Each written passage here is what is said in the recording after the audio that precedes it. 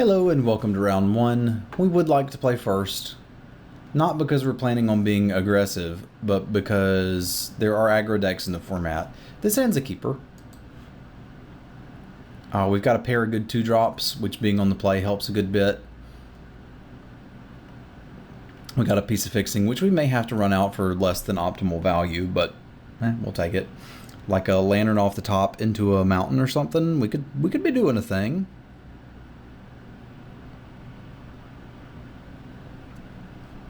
I'm going to try to run out the pup first. The Pupanata. As the pup can bring some beats. Well, that gives us a decent follow-up for next turn. And I will do it. Like, we'll eventually draw mountains or something that can fetch mountains. And if we hit one right off the top, we could turn the token into a Cinder Hellion.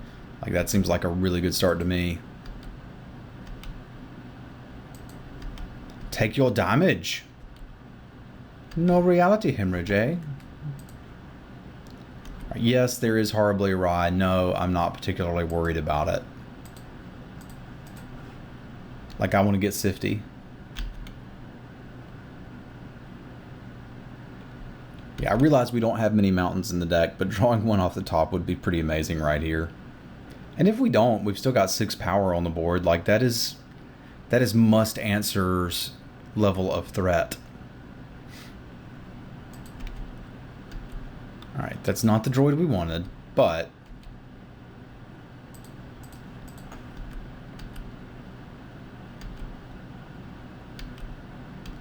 I think I still run out the spider because I don't really have anything else going on.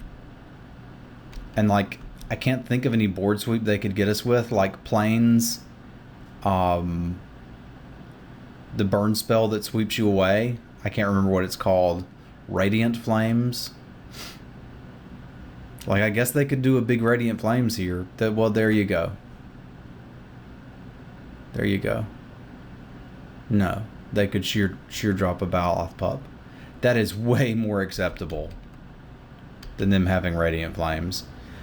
So forest, eh? Do I want a forest? Yes. Yes, I do. That lets me turn a Scion into a Tajuru Path Warden and get a free scry.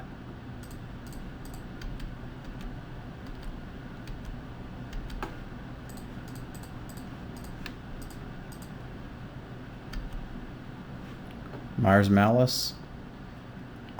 Sure. They'll probably scoop to it, not wanting to show the rest of their hand if they can't deal with the Path Warden. Alright, so we're playing some sort of Jeskai shenanigan. It is shards versus wedges here on SeemsGoodMagic. And they don't even know we're playing red.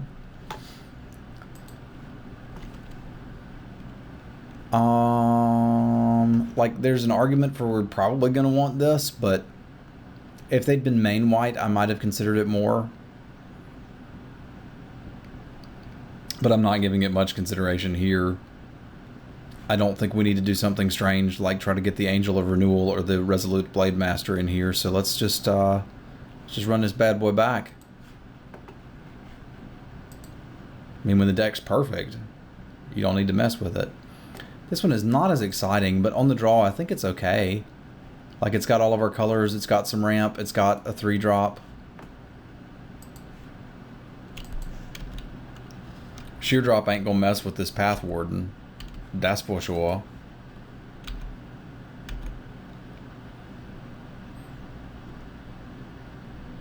Now this is a whole different game. Right, we've got all the 3-drops in the world.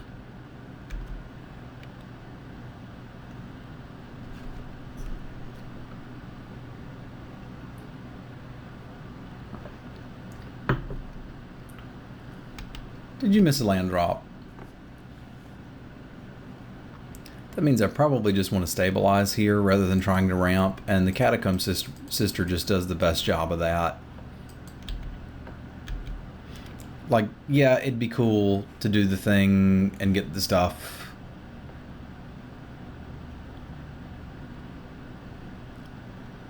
And I probably will next turn, depending on what we draw. Like, Mire's Malice is tempting, but we don't actually have the mana. Yeah, I think this is the get a Path Warden in play and win the game event.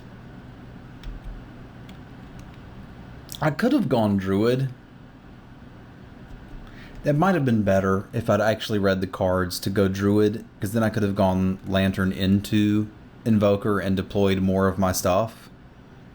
I was thinking next turn if I cast the Druid, I would want to leave up a green, but that doesn't even make any sense because you'd have to use the green to do the thing, so...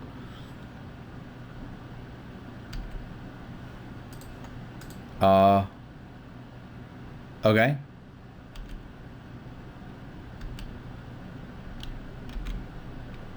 I guess they were worried about me getting amazing scry value, but Balothnol wants this to be in the graveyard. And Path Warden kind of just wants to be like, what's up?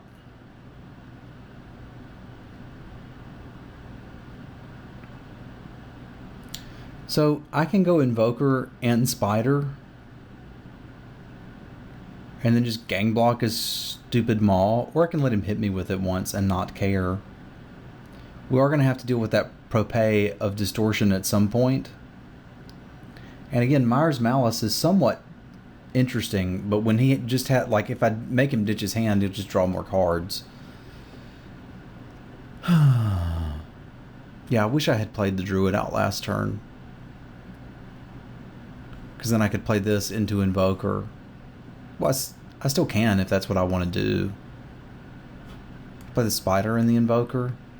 That gives me a pretty good board state, but I think I'm just going to go with the big thing. Like, answer this right now. If you don't, we'll put you under some pressure. Like, if his big removal plan is Sheer Drop, that don't work.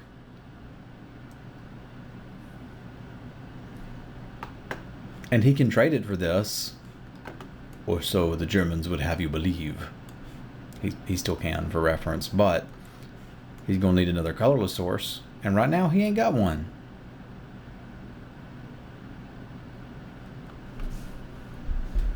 Alright, opponent is in the tank. That's likely a good sign. Or you really, really needed to make a sandwich. I've been there. Sometimes you get hungry in the middle of a Magic game. You're like, I can't wait. I need that peanut butter and jelly right now. Alright, he's coming in.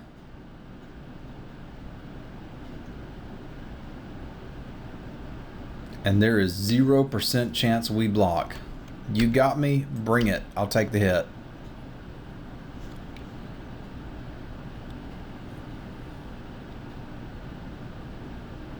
I will take that 4.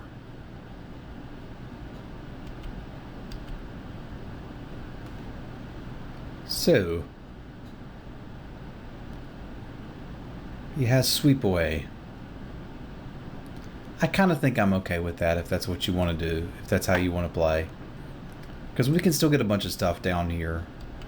I'm going in here. He's going to sweep away it. That's alright. We've got plenty of follow-up plays. Or he's just going to take 5.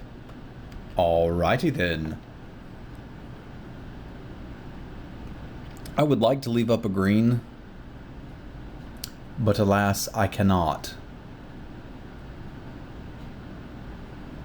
So the other argument is just Mire's Malice's arse and leave up an awakened green land.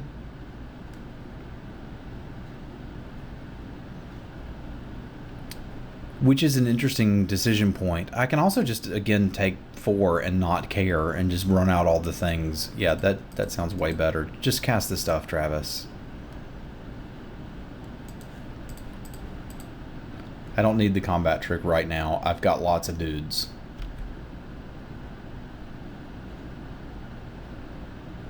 I don't know why they would like to deal 2 points of damage to me rather than... Oh, they're holding up Reality Hemorrhage? Sure.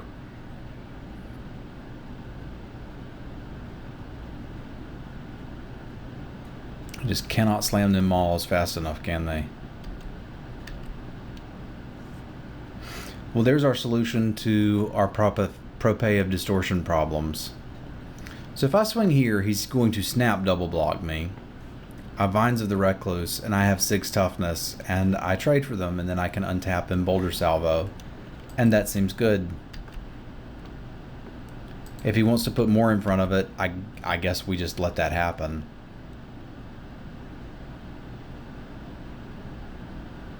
Like, this is essentially trading a Vines for one of the Maws. Which I think trading, and we can do it completely safely here. So I think trading a 1-mana spell for a 4-mana creature is kind of the best it's going to get. We just built our own Swords to Plowshares, and he didn't even gain the life. It's a strictly better Swords to Plowshares. And I am going to kill this Prophet, because that's how he's getting back in this game. If he's getting back in this game. I'm not planning on allowing them to get back in the game, but if they did, it would involve that. And then next turn we'll Malice out their last card.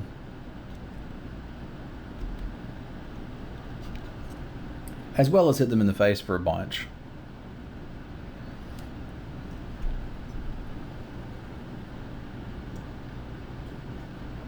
Do note, we have 1, 2, 3, 4, 5, 6, 7 mana sources, so even land is irrelevant to draw.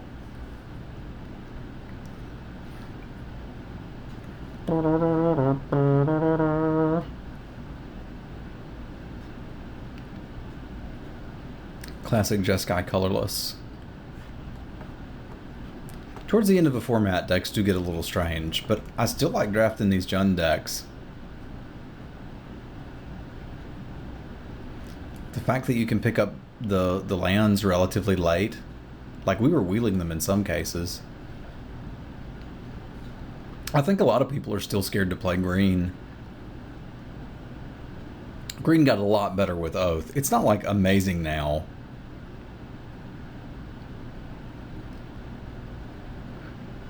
Now we can beat that. It's not going to be easy, but we can beat that. Mainly because whatever their last cards are, we're kind of done with that. We're not going to need another red.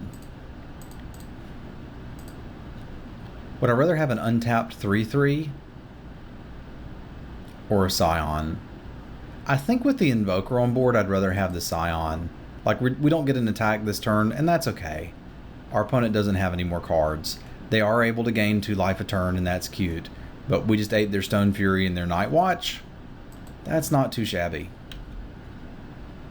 They don't really have attacks here. Like, now I'll trade them all for the Path Warden.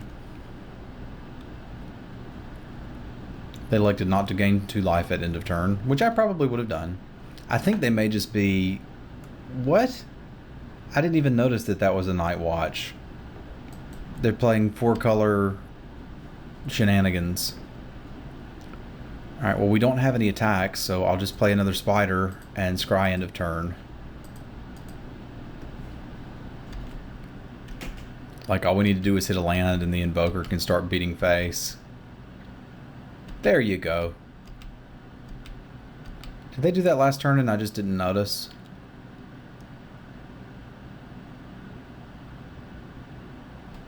Oh, okay. So we are going to need a solution here shortly.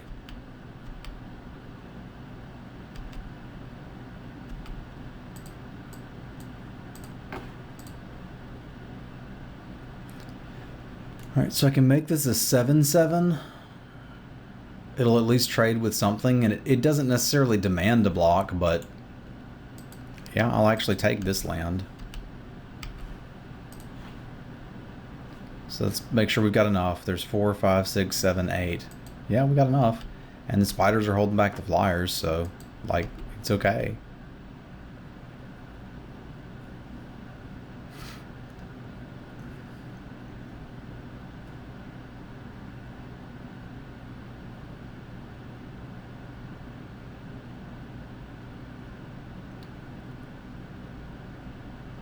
I don't think I pump if he doesn't block, because we still do need to find an O-ring, whatever it is, Oblivion Strike, Isolation Strike, Oblivion Zone. The thing. We need to find the thing. Do the thing. We need to find the thing for this. Because if he starts launching this, yes, I can 2 for 1. Actually, it's not even a 2 for 1. Yeah, it is when he pumps it. So I think I don't do the thing here. I think we just hit for 2, play our pup, and get our scry on. So kind of all we're doing is nullifying the life he's gaining here. But we do need a solution for that step glider. And with the 2 strikes left in the deck, we should be able to find one. There's also a possibility that we strike away the maul and just have a great attack.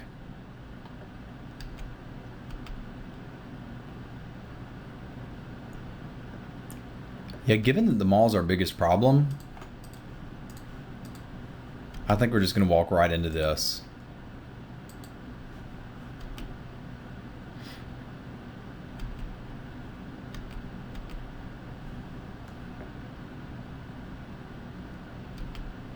Not even bothering. Okay.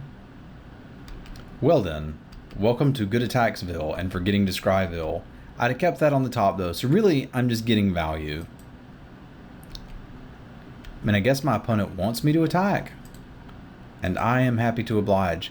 I can't attack with this now if I'm also attacking with the land, and I guess it does more to attack with this guy and threaten a pump than it does to attack with the land. If he blocks it, I don't think I'm pumping it, because Gideon's Reproach is something we would want to play around there.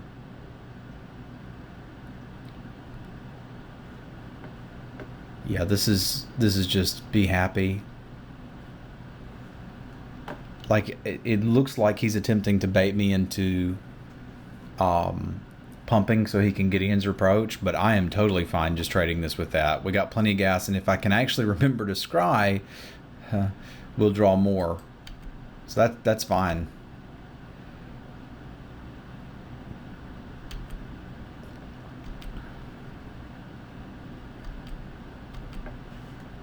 All right.